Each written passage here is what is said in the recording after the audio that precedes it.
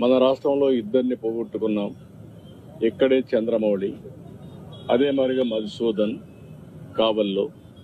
వీళ్ళిద్దరూ కూడా, మధుసూదన్ అయితే ఒక ఐటీ ప్రొఫెషనల్, ఈయనైతే ఎస్బీఐలో పనిచేసి రిటైర్ అయ్యి నాగమణి ఆయన వైఫ్తో కూడా కలిసి 3 కపుల్స్ వెళ్ళారు.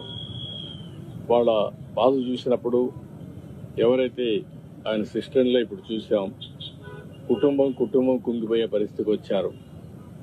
ఏది ఏమైనా ఇలాంటి సమయంలో ప్రజల్లో చైతన్యం తేవలసిన బాధ్యత మనందరిపైన ఉంది. అందరం కూడా ఒకే మాట పైన నిలబడాల్సిన అవసరం ఉంది. ప్రధానమంత్రి చేసే ప్రతి ఒక్క కార్యక్రమానికి సంఘీభావాన్ని తెలియజేయడమే కాకుండా మనం అందరం కూడా ఆయనకు పూర్తి సహకారాన్ని అందించాల్సిన అవసరం ఉంది. ఇది జరగాలంటే ప్రతి ఒక్క దగ్గర చైతన్యం తీసుకురావాల్సిన బాధ్యత మన పైన ఉంది. అక్కడక్కడ టెర్రరిస్టులు చూస్తున్నాం. వీళ్ళ ఇష్ట ప్రకారం ఇన్ఫిల్టర్ అయ్యే ప్రమాదం కూడా ఉంటుంది. కాబట్టి బార్డర్లో జాగ్రత్తగా ఉండాలి. ఎప్పటికప్పుడు ఏదైనా డౌట్స్ ఉంటే అలాంటి వ్యక్తుల పైన మనం కూడా నిఘా వేయాల్సిన బాధ్యత కూడా ఉంటుంది.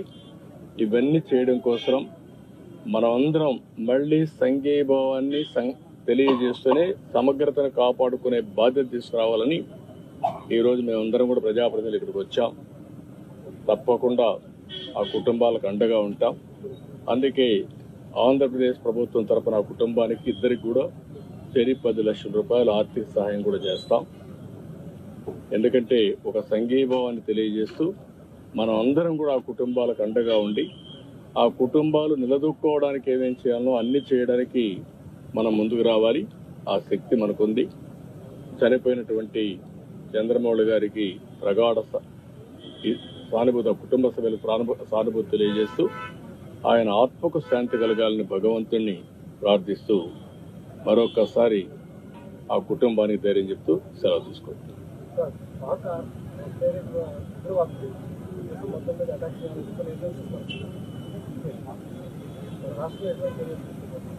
నేను అందుకనే చెప్తున్నాను, ఒక నిర్దిష్టమైన నాయకత్వాన్ని ఇస్తాం.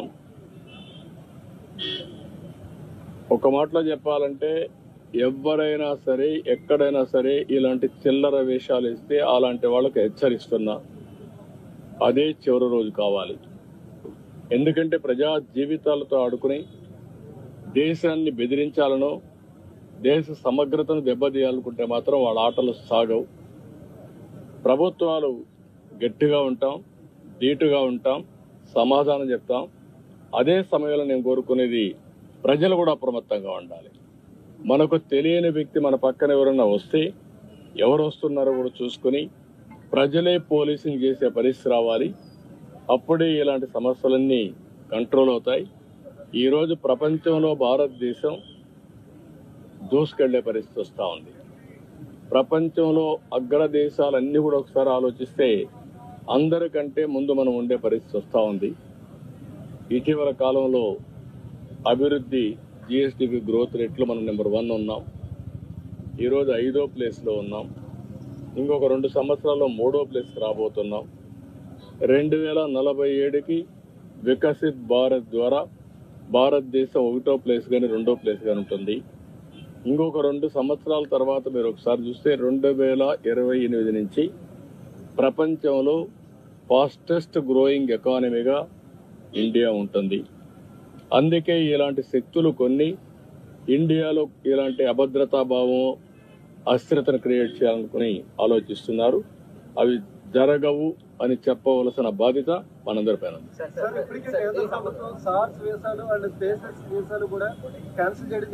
రెండు దేశాల మధ్యలో ఉన్న అంటే పాకిస్తానీలు ఎవరైనా ఇండియాలో ఉండుంటే 48 hours లో బయటకు వెళ్ళిపోవాలని చెప్పి చర్చలు జరిగింది. దీన్ని ఏ విధంగా చూడాలి సార్? నేనేమంటానంటే ఇవన్నీ కూడా జరిగినప్పుడు భారతదేశం టెర్రరిజానికి వ్యతిరేకం. ఇంటర్నల్ గా కానీ ఎక్స్టర్నల్ గా కానీ భారతదేశం చాలా కాలం నుంచి పోరాడుతున్నాం. కొన్ని దేశాలు మనం చేసే ఎఫర్ట్స్ ని సపోర్ట్ చేయకుండా మనం చేసే దానికి కూడా విఘ్నం చేసే పరిస్థితికి వస్తున్నారు. అది కరెక్ట్ కాదు. సార్ ఆల్రెడీ ఇంటెలిజెన్సీ నుంచి నిఘా వర్గాల హెచ్చరికలు ఉన్నాయి. ఈ తరుణంలో అంటే సముద్ర తీర ప్రాంతం మనకి ఎక్కువ ఉంది. ఆంధ్రప్రదేశ్ నిఘా వ్యవస్థను ఎట్లా పటిష్టం చేయబోతున్నారు, దానికి ఏమైనా ప్లానింగ్ ఏమైనా? నేను అందుకని చెప్పాను, డెఫినెట్ గా ఇంటెలిజెన్స్ ని యాక్టివేట్ చేస్తాం, పోలీసు వ్యవస్థను కూడా సమర్థవంతంగా ముందుకు నడిపిస్తాం, కేంద్రం రాష్ట్రం రెండు కలిపి ఎప్పటికప్పుడు సమాచారం కూడా షేర్ చేసుకుంటూ ఎక్కడికక్కడ పటిష్టమైనటువంటి చర్యలు తీసుకుని ముందుకు పోతాం. మీరు అన్నట్టు మనకు వచ్చింది అంటే మెయిన్ గా సముద్ర తీరం ఎక్కువ ఉంది, వల్నరబిలిటీ కూడా ఎక్కువగా ఉంటుంది. అలాంటి సమయంలో జాగ్రత్తగా ఉండడమే కాకుండా అప్రమత్తంగా ఉండాల్సిన బాధ్యత మన పైన ఉంది. డెఫినెట్ గా ఉంది. అమెరికా అధ్యక్షుడు ఇండియా పర్యటనలో ఉన్నారు. గతంలో కూడా ఇలాంటి పరిస్థితి వచ్చింది, గతంలో కూడా వచ్చింది సార్.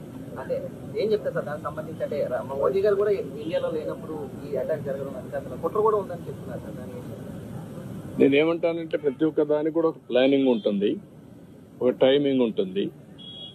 ఇలాంటి టైమింగ్ ఎంచుకోవడం కూడా మీరు చెప్పినట్టు కూడా అనుమానం వచ్చే పరిస్థితి వస్తుంది.